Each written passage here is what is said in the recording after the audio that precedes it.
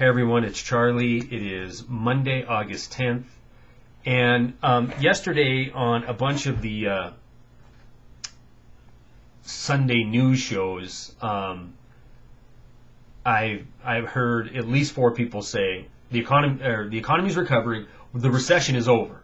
Not only is it over, but history is going to show that it ended in June of 2009.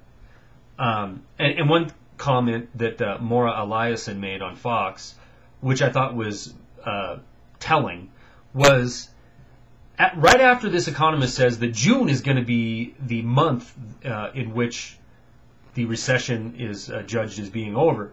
She said, I know the numbers are saying that, and we're definitely on the road to recovery, but I sure am seeing a lot more homeless people around Washington. I'm sure seeing a lot more people selling things on tables on the street than I've ever seen before. And I mean, it made me chuckle because here you have a perfect example of a group, a strata of America that does not live in reality whatsoever. All they do is they get up in the morning and they go look at a paper and they see what the Dow Jones is at in the morning, and then by the end of the day they'll look at their computer screen and it'll tell them that the Dow Jones went up 30 points, down 30 points, and that's how they base reality. They don't base it on the fact. Maura kind of is, I guess, getting into it because she sees more homeless people, more people selling their stuff on the street. But they're basing their life on statistics. Just like Goldman Sachs and these other banks are basing their numbers on statistics that they get to cook and create out of thin air. I mean, if financial problems were this easy to fix, this easy to turn the worst financial meltdown since the Great Depression around inside of 9 months just by printing money out of thin air, then I should be able to just take my U.S. bank checkbook here and go for it. Pay off my house, pay off my car, pay off any debt I have, just write a check for it. And then say, yeah, I'm flush, I'm financially flush. Don't worry about me, everything's fine. And then you come to my house 3 months from now, and I have a $10,000 flat screen TV and a new Beamer out in the driveway. I'll just say, hey, I'm experiencing recovery. I have no debt, everything's fine. I mean, it's insanity. Of course I can't do that. But that's what we're doing. And then we're going to quote statistics like 247,000 people losing their job last month as a sign of recovery. Now, even if you believe that U3 number that they're putting out there, the U3 number that's seasonally adjusted and birth-death modeled and whatever else they do to get it to what they want it to say, vast recovery on the way, of course we need to be showing recovery because we're trying to pass the largest tax bill in the history of forever with cap and trade, along with taking control of another 20% of the economy with this Medical Reform Act. So of course we got to show that the government's doing a good job. If it was all this easy, why have people worked so hard for years? Just go write a check. Go print it. That's all you need to do. That's all the government does. Why shouldn't you do it? You should take every credit card you have and max it out to the hilt. And then be like Treasury Secretary Friday, late, after the news heads have all left, ask Congress for another $2 trillion on the government credit card. Why don't we just do that? Why don't we just live that way? All right, that's enough rhetorical questions. 247,000 people allegedly lost their jobs last month, indicating a recovery. But some of the interesting statistics not talked about is 422,000 people last month just stopped looking. They gave up. They tried too long, no success, so they just stopped. 584,000, that was the increase of people who went on to the long-term unemployment rolls, 6 months or longer. That total is now 4.97 million. Okay, that means 1 out of every 3 persons in this country who is unemployed is in that long-term category.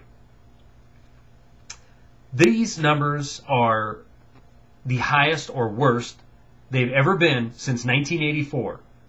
So was it worse in 84? No, it's just when they started keeping records. It's probably the worst since the Great Depression. But we're led to believe that we're in recovery. The government is spending 500, and I can't even say this. I want to smash my camera. $550 million for G5s. 8 of them. $550 million. This is right on the back of Nancy Pelosi and her 2007 statement about needing bigger jets. Getting in a scandal with the Pentagon because she needs 200 passenger person jets so she can gallivant around the country. These people make me sick. Here you have 29 million people underemployed or unemployed in the country, tent cities popping up. People have nothing. They're run out of credit. They've run out of savings. And what are we doing? We're giving people who have good enough credit to buy a new car $4,500 incentive to go buy that new car so they can go 20,000+ more in debt. And what are we doing with that with the old car? Are we giving it to people who need a car? Are we giving it to people who can't go look for work right now because they had their last car repoed? No. We're crushing them. This has got to be the most ignorant nation to just lay back and take this. We're taking a vehicle that's paid off, that is an asset, that is worth something, and we're crushing it. Whatever. Pelosi needs 8 G5s. 535 people in Congress between the House and the Senate. Why on earth do these 535 people need $555 million worth of aircrafts? Do you know how many tickets that is? Coast to coast? You could buy them expensive 10 minutes before the flight, first class tickets for $5,000. And you could still buy a whole lot of them. But this lady, this woman, this Speaker of the House, has the nerve to do an interview and call the people protesting un-American. Why are they un-American? Because they're drowning out other people, legitimate Americans, who are there drinking the Kool-Aid. No, they're not drowning them out to be un-American. They're drowning them out because the people of this country are waking up and they're unbelievably frustrated because you continue to lie, cheat, and steal. That's why people are being drowned out. We're sick of hearing the crap. We're sick of hearing the lines. We're sick of you spending money like water. We beg you not to do these bailouts. You do them anyway.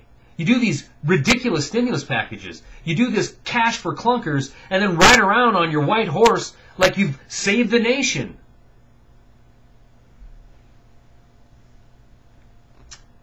So people are going to these town hall meetings to talk to their lords. The peasants are speaking to the lords, but they're raising their voice and showing disdain. Queen Pelosi comes out and she's going to set him straight. You're un-American. Yeah. Just like INS is un-American for raiding illegal job sites. Oh yeah, that's a quote she made back in March. So you're un-American if you follow the law. You're un-American if you go out and you protest. You try to get redress for your grievances. Because you try to do it the civilized way. And what happens? Nothing. You get screwed. Wow. That's all I got.